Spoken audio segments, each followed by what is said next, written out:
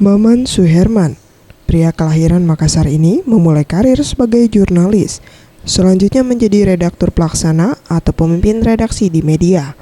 Selanjutnya, ia menulis buku dengan judul antara lain Ray, Perempuan, dan 99 Mutiara Hijabers.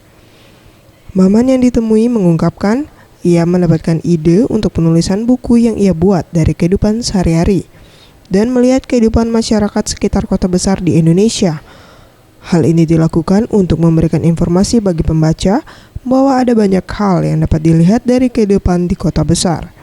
Kalau buku Ray dan Perempuan itu dua dari trilogi yang akan keluar, fiksi tapi berbasis kisah nyata.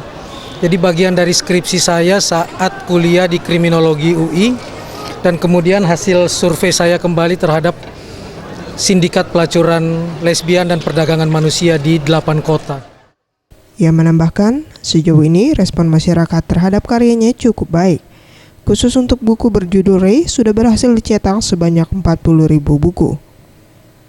Dalam bedah buku Maman hadir Bupati Lahat Aswari Rifai.